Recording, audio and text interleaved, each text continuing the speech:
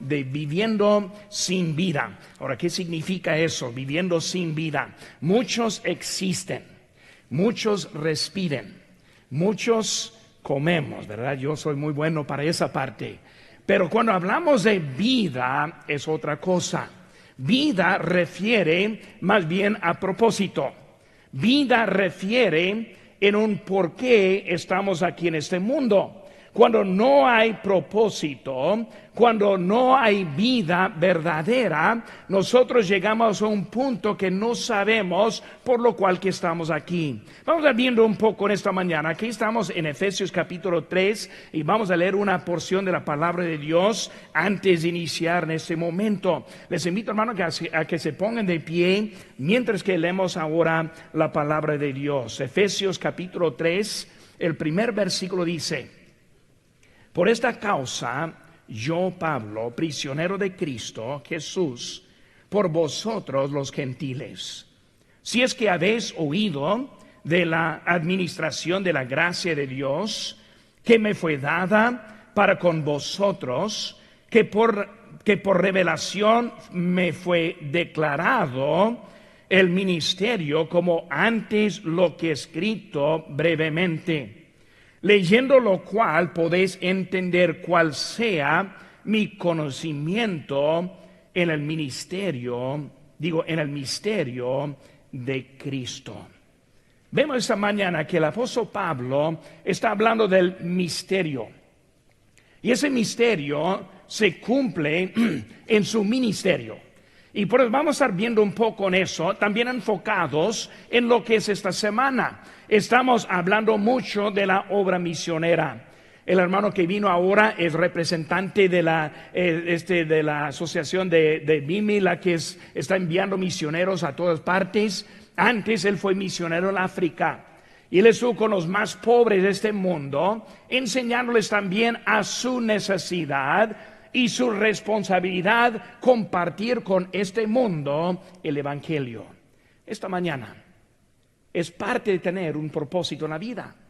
Es parte de entender lo que Dios quiere con nuestra vida. Vamos a hacer una palabra de oración antes de empezar en esta mañana. Padre Santo, Señor, gracias te damos por el privilegio de estar aquí en esta mañana. Señor, gracias por tu palabra, por los himnos, el coro, el especial de Noemí ahorita. Señor, gracias por la predicación de la palabra de Dios, por la oportunidad que vamos a tener más al rato de ofrendar a ti, Señor. Señor, bendice la clase de comienzos en que hay unos que están aprendiendo de nuestro ministerio aún en esta mañana. Señor, bendice, ahora te pido, gracias por todo, en tu nombre precioso que te pedimos. Amén. Pueden tomar asiento, hermanos. El deseo de la vida. Cuando pensamos esta vida, la niñez despierta una curiosidad de la vida. Niños sueñan de tener una vida gozosa. Los niños saben las dificultades de la vida adulta. Cuando ellos están pensando, ellos tienen sueños de ser maestros, abogados, policías, bomberos, banqueros, y la lista sigue. Los jóvenes, ellos hacen sus planes para vivir la vida. El sueño de tener su cónyuge, una familia, su propia casa. Ellos hacen planes para su carrera, ven las opciones que hay en donde estudiar, el colegio, una universidad, algo para capacitarles. La verdad es que todos queremos tener una vida gozosa. El bebecito quiere el gozo. El niñito se ríe. Nadie comienza con un deseo de tener una vida miserable. Pero ¿cuántos hay que encuentran al opuesto de lo que quieren con su vida? El borracho, tirado al lado de la calle, no tiene la vida de sus sueños. Los miles que viven en las banquetas de Los Ángeles sin hogar, que viven no teniendo lo que eran sus deseos. Los adictos de alcohol, drogas, medicina, pornografía, no viven los sueños de su niñez. Nadie se casa para separaciones y para divorcios, pero sucede muy enseguida. La verdad, hermanos, que nosotros tenemos lo que tenemos por las decisiones que nosotros tomamos. La mayoría vive en remordimiento de sus decisiones, ignorantes de que lo que sufren hoy son las decisiones que cometieron en el tiempo pasado. No entienden que lo que están tomando hoy en día resultarán en la vida que viene en su futuro. No han conectado la idea de la siembra y la cosecha. Sigue sembrando la tristeza, esperando cosechar el gozo. Israel, aquí en nuestro texto, vivía igual como nosotros en los días de Pablo. Cuando vemos en ellos querían la libertad, pero seguía viviendo en la esclavitud. Ellos esperaban al Mesías, pero solo querían el Mesías a su forma. Ellos eran ignorantes en cómo obtener la paz y el gozo que ellos querían tener. Cuando pensamos en la complejidad de la vida, hermanos, vemos que el propósito de la tecnología es hacer más fácil la vida. Pero no está más fácil, al contrario, es más difícil. El diseño de la tecnología es que gaste menos tiempo en las tareas que está haciendo, pero hay más tiempo gastado tirando en eso que hay en ahorrándolo. Una encuesta nos dice que el adulto gasta un promedio de 3 horas, 43 minutos cada día en su celular. Y el joven aumenta hasta 9 horas en su celular. El norteamericano pasa 10 horas, 39 minutos delante de una pantalla cada día. Hay 11,000 heridos cada día por los que caminan mientras que ven a su celular. ¿Nunca has visto eso? Andan caminando, llega a una banqueta y luego se cae porque están mirando a su celular. 11,000 cada día. Es el mundo en donde vivimos hoy en día. Hay más que 1.6 millones de accidentes de automóviles cada año por ver al celular mientras que conduce su automóvil. Es el mundo en que nosotros vivimos. La confusión de la vida. ¿Qué hago para mejorar mi vida? Muchos buscan el arreglo con los médicos. Hay pastillas para dormir. Hay pastillas para levantarse. Hay pastillas para la depresión. Pastillas para la ansiedad. 16 millones de americanos consumen 210,000 millones de drogas para la depresión clínica. Un estimado es que aumentará otros 17,000 millones en el año siguiente. El mundo está más difícil, hermanos. Queremos mejorar, pero no sabemos cómo. Hoy llegamos al tema esta mañana del misterio del ministerio. Vemos que el apóstol Pablo, él está hablando de la administración de la gracia. Él está hablando de lo que está pasando. El ministerio fue para proveer la paz y libertad en un tiempo de confusión y también saber cómo obtenerla. En ese tiempo, los judíos andaban viviendo bien confusos, no sabiendo qué hacer y luego buscando en lugares equivocados y no encontrando la paz. Cuando veo el mundo hoy en día, veo que vivimos igualitos ahora como vivían en aquel tiempo. Hermano, quiero pasar un momento ahora hablando de eso, de cómo tener más propósito en la vida. Dentro de su boletín va a encontrar las notas de nuestro mensaje esta mañana. Le animo a que agarre una pluma y luego empezamos ahora a llenar los espacios y luego aprendemos juntos a hacer su palabra. Primera cosa que vemos, hermano, número 1, es el misterio revelado. El misterio revelado. Versículo número 3 dice que por la revelación me fue declarado el misterio.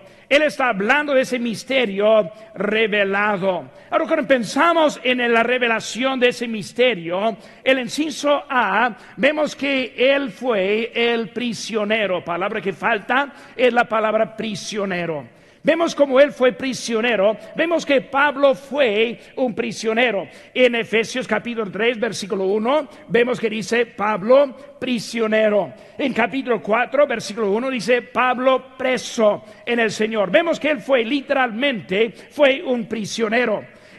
Pablo fue prisionero físicamente en la Roma de lo que está viendo en ese momento. Pero no solo de la Roma, él fue prisionero de Cristo, como él aclaró. Cuando él entendió que su condición dependió de Cristo, fue mucho más fácil en la vida de él. Porque es Cristo que nos pone en nuestra situación. Es Cristo que nos puso aquí en esta mañana. Es Cristo que está dándonos la clave para tener esa vida. Nuestra situación es permitida por Cristo Jesús. La depresión, la ansiedad es resultado por no aceptar lo que Dios hace en nuestra vida. Él es el quien está encontrado prisionero. Prisionero significa humildad. No vemos a Pablo muy elevado, muy orgulloso de la vida que él tenía. Vemos que algo de humildad en su vida. Pablo quiso dar la gloria de Dios. En Gálatas 6:14 dice, pero lejos esté de mí gloriarme, sino en la cruz de nuestro Señor Jesucristo, por quien el mundo me es crucificado a mí y yo al mundo. Cristo crucificado y luego Pablo crucificado en este mundo. Él está tocando este tema ahora. Él está diciendo como Cristo fue crucificado, yo también crucificado. Como Cristo dio, también nosotros damos. Él está demostrando algo del propósito que nos falta en este mundo. La gente fue conocida y cuando pensamos de la gente, los gentiles, vemos que ellos fueron considerados como un perro. ¿Qué palabra? ¿Qué palabra humillante? ¿Qué palabra fea que están viendo? Vemos aquí lo que dijo Jesús ahí en sus notas en Mateo 15:26. Dice, respondiendo él dijo, no está bien tomar el pan de los hijos y echarlo a los perrillos. Una señora, una persona pobre pidiendo, y Dios con pocas palabras, perro. ¿Qué cosa? No nos gusta que alguien nos baje, pero vemos que está hablando. Cuando hablamos de eso, Pablo está diciendo, yo siendo prisionero, está hablando de una forma humillada. Un prisionero no tiene con qué gloriarse. Un prisionero no tiene para elevarse. Un prisionero vive bajo las reglas en todo aspecto de su vida. Y por eso vemos, hermanos, que humildad es necesaria en nuestra vida. Es el problema principal que nosotros tenemos. Pensamos que merecemos más que tenemos. Orgullo viene del egoísmo. Y el egoísmo es la raíz de la depresión y la ansiedad. Pero vemos que está hablando ahora acerca de este misterio revelado. Su primera cosa es que ahora él es un prisionero. No prisionero de su forma física, sino prisionero por lo cual que Cristo lo puso en su vida. Nosotros somos esclavos de Cristo. El inciso B, vemos el conocimiento. Ahí en versículo 4 dice la Biblia, leyendo lo cual podéis entender cuál sea mi conocimiento en el misterio de Cristo. Ese conocimiento, hermanos, el conocimiento viene del entendimiento. Entender la condición, entender lo que Dios ha hecho por nosotros. Dice la Biblia aquí en la nota, es Romanos 5:8, mas Dios muestra su amor para con nosotros en que siendo aún pecadores Cristo murió por nosotros. Vemos ahí esa mujer que respondió a Cristo, la que él dijo refiriendo como perrito. Él ahora está hablando con ella y ella responde en versículo 27, Y ella dijo, sí, Señor. Mira esa respuesta. Cristo diciendo, perro. Él dijo, sí, Señor. Sí soy. Pero vamos a ver lo que él siguió diciendo. Ella dijo, sí, Señor, pero aún los perrillos comen de las migajas que caen de la mesa de sus amos. Vemos que ella aceptó esa posición, ese lado. Ella aceptó lo que Cristo quiso hacer en su vida. Piensa por un momento, hermanos. Ella está pidiendo ayuda. Cristo dice, eres una perra. Ella tuvo dos opciones. Una es enojarse e ir. ¿Quién es ese judío hablando de esa forma? ¿Quién es él que está hablándome a mí de esa forma y luego irse enojada? O puede quedarse para recibir algo del Señor. Nosotros, el Señor nos ha puesto en este mundo, hermano, número uno, para humillarnos. No merecemos nada. ¿Qué merecemos? El infierno, el castigo eterno. No merecemos el amor.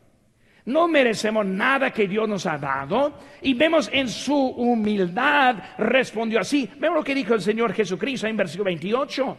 Dice, entonces respondiendo Jesús dijo, oh mujer, grande es tu fe, hágase contigo como quieres. Tu hija fue sanada desde aquella hora. Lo que vemos que ella en su humildad encontró lo que ella quería de la vida. Pero nosotros no somos así. Llegamos a la iglesia, alguien le ofende y se va. Alguien no dice lo que quiere que diga, alguien le saluda, algo pase y luego ya no quiere estar aquí, perdiendo lo que Cristo tiene para la vida.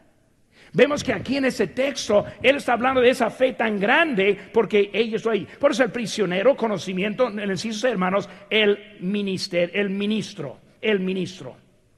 Vemos ahí en versículo 7. Dice, del cual yo fui hecho ministro por el don de la gracia de Dios. El ministro. ¿Qué vemos de ese ministro, hermanos? Habla del don de Dios. ¿Qué es el don de Dios? Está hablando de la operación de su poder. Está hablando de la esperanza. Cuando hablamos del don de Dios, es el cumplimiento de Dios en nuestra vida. Por eso él, siendo prisionero, tuvo el conocimiento y luego su ministerio así fue. Colosenses 1:27 dice, la gloria de este misterio entre los gentiles, que es Cristo en vosotros, la esperanza de la gloria. Hermanos, vemos ahora el misterio revelado. Cristo ahora quiere hacer algo en su vida, viviendo sin vida, como ese ratoncito corriendo ahí en esa rueda, sigue haciendo vueltas, bien feliz, o quién sabe, yo no sé, nunca he preguntado a un ratón si está feliz o no, pero sigue corriendo. Y nosotros muchas veces en la vida así andamos corriendo y no ganamos nada. Lo que nos falta es esa esperanza en la vida. Segunda cosa, hermano 2, el evangelio de las riquezas. Versículo 8, hermano, dice, a mí que soy menos que el más pequeño de todos los santos, me fue dada esta gracia, anunciar entre los gentiles el evangelio de las inescrutables riquezas de Cristo. Vemos sus riquezas, en el inciso A, los miembros del mismo cuerpo. Un cuerpo. Romanos 1:25 dice, Romanos 12:5 dice, somos un cuerpo en Cristo y todos miembros de unos de los otros, siendo parte de Cristo. ¿Qué riqueza hay en nuestra vida? Parte de su cuerpo. Hermanos, qué bonito es pensar lo que Dios ha hecho en nuestra vida. Hermanos, el mundo vive para sí mismo, no considera las cosas de Dios. El mundo quiere bajar la importancia de este mundo. El senador quien quiso ser presidente, Beto O'Rourke, Él quiere eliminar el estado libre de impuestos para las iglesias que no van a hacer bodas para los homosexuales. Mientras que está al lado de los musulmanes que tienen leyes que permiten casarse con niñas, que tienen la ley Sharia, es un código de conducta entre ellos y no se sometan bajo las leyes nuestras. ¿Cómo va bien confundida la situación en que vivimos hoy en día? Nos indica que el mundo está en contra de Dios. El mundo vive en frustración porque no encuentra el propósito por lo cual que son hechos. Y viven, pero no viven bien. Los miembros del mismo cuerpo. Segunda cosa, ve la promesa en Cristo Jesús. ¿Qué promesa? Por medio del Evangelio. Dicen en Romanos 1:16, porque no me avergüenzo del Evangelio, porque es poder de Dios para salvación. El Evangelio, las riquezas en Dios. Colosenses 1:27 dice, a quienes Dios quiso dar a conocer las riquezas de la gloria. Vemos, hermanos, que nosotros somos miembros y tenemos una promesa en Cristo Jesús. Pablo está diciéndonos, aquí es la forma para tener esta vida que estoy hablando. Deje el lado suyo y siga el lado del Señor Jesucristo. Vemos, hermanos, hizo de el don de la gracia de Dios. ¿Qué es don? Un regalo, un beneficio, una habilidad. Cuando vemos del don, hermano, el don de gracia, es un beneficio de un favor no merecido. Vemos que es un acceso a la salvación, un acceso a una vida aceptable. Vemos que Pablo dijo, fui hecho ministro. O sea, yo encontré el cumplimiento de Dios en mi vida. Estoy viviendo lo que Dios me puso aquí en este mundo, para la operación de su poder. Por eso, hermanos, ministerio revelado, evangelio y sus riquezas. Última cosa que vemos, hermanos, aquí en versículo 14, la rodilla doblada. La rodilla doblada. En el inciso A, el misterio escondido. Y ahora en aclaración. Vemos ahora la rodilla doblada. ¿Qué está refiriendo? Está refiriendo humillarse ante Dios. Está refiriendo orar a Dios, practicar con Él.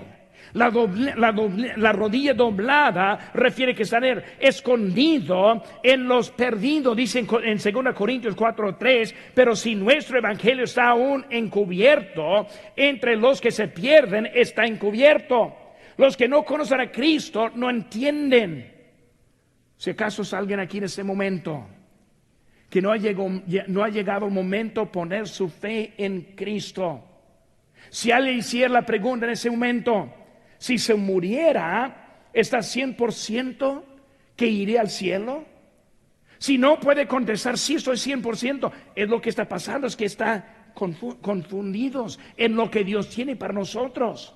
Vemos que ese misterio es para nosotros hoy en día, escondido. Pero cuando vemos el misterio escondido, vemos también el misterio encontrado.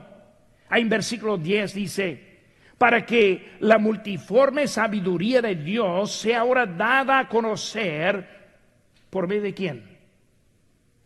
Por medio de la iglesia.